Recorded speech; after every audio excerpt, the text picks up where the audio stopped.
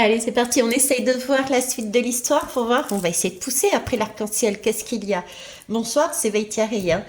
Et je suis décidée encore aujourd'hui. Je suis curieuse, j'ai envie de voir, hein. Allez, on y va, les animaux de pouvoir. Bah, à mon avis, ça va être tranquille quand même, parce que sous les yeux, là, j'ai Sohan qui s'étire. Le pépère s'étire tranquillement. Allez, zoom. Qu'est-ce qu'on a? Bah, le chien. Je pré- Pardon. Enfin non, j'ai pas à m'excuser. Mais ça, c'est trop fort, moi je les adore.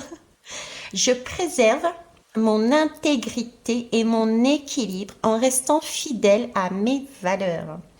Oui, effectivement, c'est pas le tout d'être passé derrière cet arc-en-ciel, hein, qu'on a vu dernièrement. Encore faut-il, dans ce nouveau monde, j'ai l'impression que c'était le nouveau monde. Rappelez-vous, c'était un monde très stérile, très sec. Il y avait cet arc-en-ciel, on se délaissait d'un passé de croyances et on passait cet arc-en-ciel pour arriver dans un monde, le monde nouveau, le nouveau monde, beaucoup plus ensoleillé. Et là, c'est un petit rappel de attention tout de même. C'est pas parce qu'on a changé d'énergie, qu'on a changé de monde, de façon de voir, qu'il faut euh, dormir sur ses lauriers. C'est ce que j'entends. Dormir sur ses lauriers. Il faut vraiment voir, percevoir, comprendre, ressentir, mettez tous les mots que vous voulez dessus, que tout le travail qui a été fait avant est très important et que franchement, ce serait dommage de tout recommencer parce que on se repose sur ses lauriers puis qu'on ne bouge pas et qu'on ne continue pas à avancer sur son propre chemin. Euh, Allez, je vous donne un exemple. Des personnes qui veulent absolument leur âme sœur, d'accord? Il y en a beaucoup en ce moment, et qui traversent cet arc-en-ciel avec leur âme sœur, et puis là, paf, ils bougent plus ni l'un ni l'autre. Donc il y a au fil du temps une espèce de routine qui va s'installer, d'accord? Et ça risque de se retrouver dans les mêmes situations qu'avant, c'est-à-dire enfermante. Ok? Donc là, il y a une question d'équilibre à garder.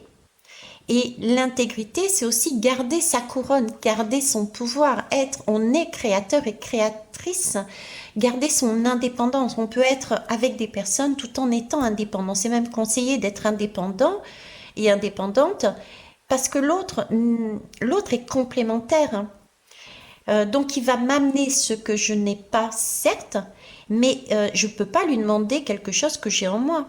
C'est pas possible.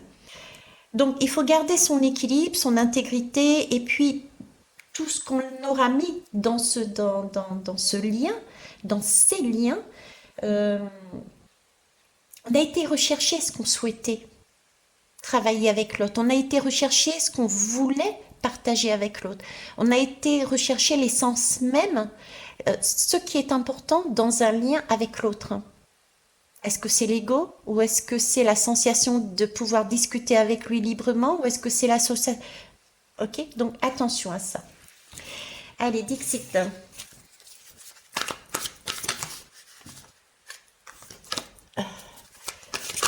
Non, je vais aller les chercher. Aujourd'hui, je suis exigeante, oui. Les masques. Ok, ouais. Je vous disais, attention aux masques, que les masques ne reviennent pas. Quand on revient dans une routine, quand on ne continue pas son travail intérieur, quand on ne respecte pas, c'est se respecter aussi. Le chien nous demande, le chien, qui est le chien? Le chien, c'est notre animal, bien sûr, de compagnie. On l'a choisi, c'est un membre de la famille, mais c'est aussi son soi intérieur. D'accord?